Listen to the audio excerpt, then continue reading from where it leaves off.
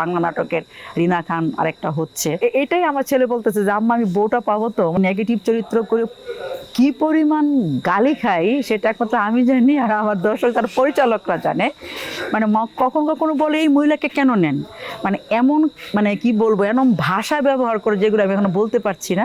তখন আমার ভালো লাগে, তখন আমার মনে হয় যে আমি চরিত্রটাকে ফুটাতে পেরেছি এবং ওদের মনে যে দাগটা আমি মানে ওদের মনে যে দাগটা আমি কাটাতে পেরেছি, এটা আমার খুব ভালো লাগে। আর আমি এনজয় করি, কারণ নেগেটিভ ক্যারেক্টার করলে কি এখানে অভিনয়ের জায়গাটা থাকে। অ্যাঞ্জেলিক ফ্রেশ এয়ার ফ্রেশনার, মুহূর্তেই মন মাতানো মনোরম সুবাস, জাগিয়ে তোলে এক স্নিগ্ধ অনুভূতি। অ্যাঞ্জেলিক। আমাকে ডিরেক্টররাই নেগেটিভ ক্যারেক্টারে বেশি দেয় এবং ওনারা বলে যে আপনি এটাকে খুব ভালো করে ফুটাতে পারেন এবং চরিত্রটাকে আপনি খুব ধারণ করতে পারেন খুব সুন্দর করে।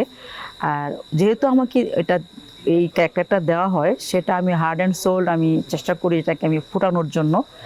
আমারও এখন করতে করতে ভালোই লাগে, খারাপ লাগে না, কারণ যেহেতু এটা এখানে আমি একজন অভিনেত্রী, আমি অবশ্যই অভিনয় করতে পছন্দ করি, অভিনয়টাই করব। যেখানে দেখে আমি এখানে অভিনয় করার জায়গা আছে, সেখানে আমি এই নেগেটিভ ক্যারেক্টারটা করতে পছন্দ করি। তবে হ্যাঁ, আমি একটা আর্টিস্ট যে আমাকে ডিরেক্টররা কখনো নেগেটিভ, পজিটিভ, ধনী, গরিব সব ধরনের ক্যারেক্টারে ওনারা আমাকে প্লে করাচ্ছে, এটা আমার জন্য অনেকটা বড় পাওয়া। শুধু একঘেয়েমি ক্যারেক্টার না যে আমি এক নেগেটিভ করে যাচ্ছি, পজিটিভ করে যাচ্ছি, ধনী করে যাচ্ছি, নো, আমাকে সব ডিরেক্টররাই সব ধরনের ক্যারেক্টারকে আমাকে প্লে করাচ্ছে, এটা আমার খুব ভালো লাগে। আমার এখনই যে একজন বাচ্চার মা, আমার চাইল্ড আর্টিস্টের মা আছে, উনি বলতেছে আপনার নাটক আমি খুব দেখি, খুবই মানে ভয় লাগে দেখি, কিন্তু সারাদিন আপনাকে দেখলাম আপনি খুব ভালো, নাটকের থেকে আপনি বাস্তবে খুব বিপরীত। এই কথাগুলো আমাকে সবসময় শুনতে হয়। তো ফ্যামিলিতে আমাকে তেমন এফেক্ট পড়ে না। আমার ছেলে একটু কনফিউজড যে আম্মা আমি বউ পাবো তো। এটাই আমার ছেলে বলতেছে যে আম্মা আমি বউটা পাবো তো, মানে আপনার যে এই ক্যারেক্টারগুলো করেন তখন ওরা ভাববে আপনি বাস্তবে এইরকম। বিয়ে করতে গেলে আমি একটা জায়গায় পছন্দ করলে বিয়ে হবে কিনা আমি এখনও কনফিউজড আছি। তবে হ্যাঁ, আমার সংসার যখন ছেলের বউ আসবে, আগে বলা ঠিক না, অবশ্যই সে খুব লাকি হবে, কারণ আমি তাকে অনেক আদর করবো, অনেক ভালোবাসবো এবং যখন সে আমার সাথে মিশবে, আমার সাথে থাকবে, তখন বুঝবে যে এটা বাস্তব আর পর্দা সম্পূর্ণ আলাদা। আমার নেগেটিভ ক্যারেক্টারে মেয়েদের মধ্যে আছে যেটা রিনা খান আপাকে তো উনি অলওয়েজ ক্যারেক্টারে ফুটাতে পেরেছে এবং আমাকে অনেক সময় বাংলা সবাই নাটকে বলে বাংলা নাটকের রিনা খান আরেকটা হচ্ছে।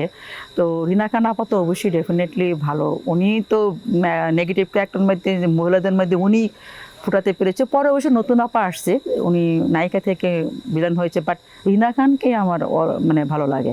আর রিনা খান কিন্তু সেম একই, বাস্তবে আর পর্দা আলাদা। প্রথমে ছিল নেশা, মানে তারপরে এখন হয়ে গেছে পেশা। তবে সবাই আমাকে আপনার মতো একই কথা বলে যে আপা আপনি কি ক্লান্ত হন না, যে সকাল থেকে রাত অবধি বাসায় যান, 2 ঘন্টা ঘুমাতে পারেন না, আর এত নেগেটিভ ক্যারেক্টার করেন, আপনি কি একটু ক্লান্ত হন না? সারাক্ষণ আপনার মুখে হাসি থাকে, আপনি কখনো সবাইকে দেখি একটু কখনো কষ্ট পায়, একটু বেজার হয়ে থাকে, মনটা খারাপ থাকে, আপনাকে আমরা কেউ কোনো দিন মন খারাপ করতে দেখি নাই। তখন আমি বলছি আমি শুটিংয়ে থাকলেই বরং ভালো থাকি। এটা আসলে সবাই বলে, প্রথমত আমি নায়িকা হতেই চাইনি, এটা হচ্ছে 1 নাম্বার। আমার আইডল ছিল ফেরদৌসী মজুমদার, সুবর্ণা মুস্তফা, শর্মিলী আন্টি, তারানা হালিম, ওনারা আমার আইডল ছিল। শাবানা ম্যাম, শাবানা যদিও নায়িকা, কিন্তু আমার ইচ্ছা ছিল অভিনেত্রী হব। আমি নায়িকা হতে আসিনি, আমি অভিনেত্রী হতে আসছি। তো আমি মনে হয় সেটা অনেকটা হয়েছে, নায়িকা হওয়ার ইচ্ছা আমার এখনও যায় না।